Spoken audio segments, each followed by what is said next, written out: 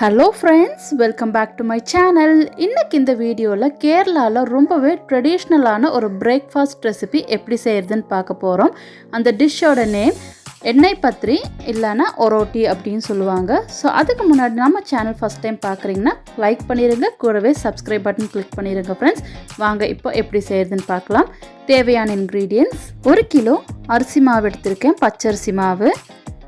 அது கூட 15 சின்ன வெங்காயம், 2 டீஸ்பூன் சீரகம், அரை மூடி தேங்காய் சின்ன சின்ன பீசஸா எடுத்து வச்சிருக்கேன். இப்போ இந்த தேங்காயும் சின்ன வெங்காயம் மிக்ஸில போட்டு நம்ம கொரகொரப்பா அரைச்சு எடுத்துக்க போறோம். ரொம்ப பேஸ்டா அரைக்காம ஜஸ்ட் சின்ன வெங்காயம் தேங்காவை பல்ஸ் மோட்ல போட்டு கிரஷ் பண்ணி எடுத்துக்கலாம். இந்த மாதிரி.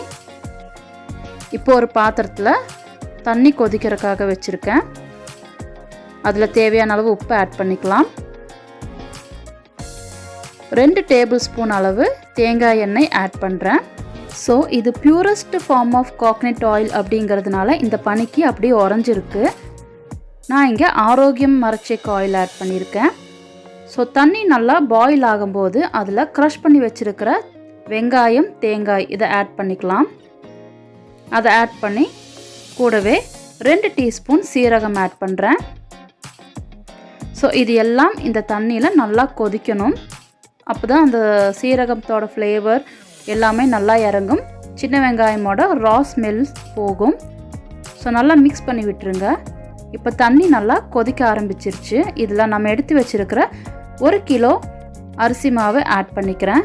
ஸோ உடனே கிளறி விடாமல் ஒரு 2 மினிட்ஸ் லோ ஃப்ளேமில் வச்சு குக் பண்ணுறதுக்காக விடணும். நான் இங்கே நிறைய மெம்பர்ஸ்க்கு பண்ணுறதுனால 1 kg ரைஸ் ஃப்ளோர் எடுத்திருக்கேன். நீங்கள் 1/2 kg இல்லை 250 கிராம்ஸ் எடுத்து யூஸ் பண்ணிக்கோங்க ஃபர்ஸ்ட்டு. ஸோ க்ளோஸ் பண்ணி வச்சிடலாம். ஒரு 2 மினிட்ஸ் லோ ஃப்ளேமில் குக் ஆகணும் அந்த rice floor. After 2 minutes open பண்ணி பார்க்கலாம். இப்போ அந்த அரிசி மாவு நல்லா குக் ஆகியிருக்கு. ஸோ இப்போ நல்லா மிக்ஸ் பண்ணி விட்டுடலாம். ஃப்ளேம் ரொம்ப கம்மியாக வச்சுக்கோங்க. ஸோ ஆஃப் பண்ணாமல் அந்த லோ ஃப்ளேம்லேயே அந்த சூட்லேயே நல்லா மிக்ஸ் பண்ணிட்டோம். இப்போது இதை ஒரு பெரிய ட்ரேயில் நான் ட்ரான்ஸ்ஃபர் பண்ணுறேன். நீங்கள் உங்களோட கவுண்டர் டாப் க்ளீன் பண்ணி அங்கே கூட வச்சு ட்ரான்ஸ்ஃபர் பண்ணிக்கலாம். ரொம்ப சூடாக இருக்கிறதுனால இந்த மாதிரி ஒரு உட்டன் ஸ்மாஷர் வச்சு நம்ம நல்லா நசுக்கி விட்டுடலாம். பாருங்கள், இந்த மாதிரி ப்ரெஸ் பண்ண இந்த மாவு ரொம்பவே சாஃப்டாக இங்கே ரெடி ஆகும்.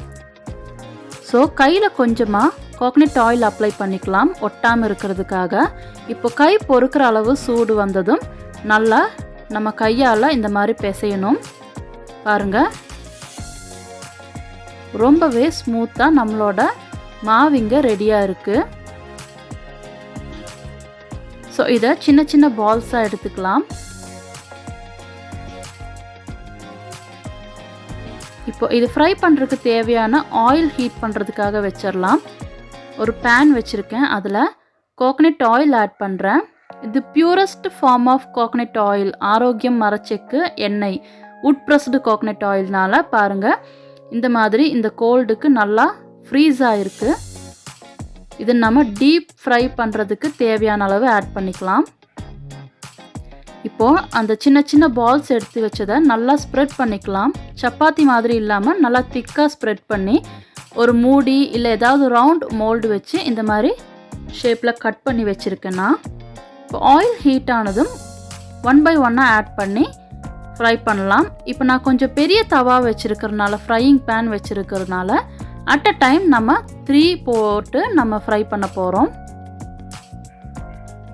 நல்லா ஹாட் ஆயிலில் ஃபஸ்ட்டு போட்டுருங்க. ஆஃப்டர் தட் மீடியம் ஃப்ளேமுக்கு நம்ம ஃப்ளேம் கம்மி பண்ணி நல்லா 2 சைட்ஸும் குக் பண்ண போகிறோம். பாருங்கள், நல்லா ஃப்ளஃபியாக வந்து லைட்டாக கலர் சேஞ்ச் ஆனதும் நம்ம ஆயிலிருந்து ரிமூவ் பண்ணிடலாம்.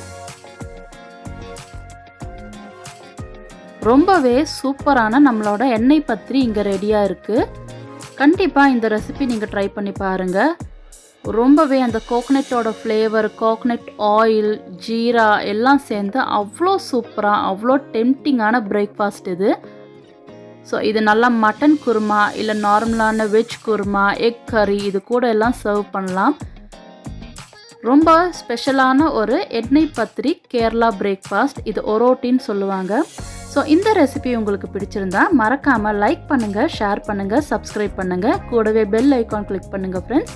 தேங்க்யூ ஃபார் வாட்சிங் மை வீடியோ.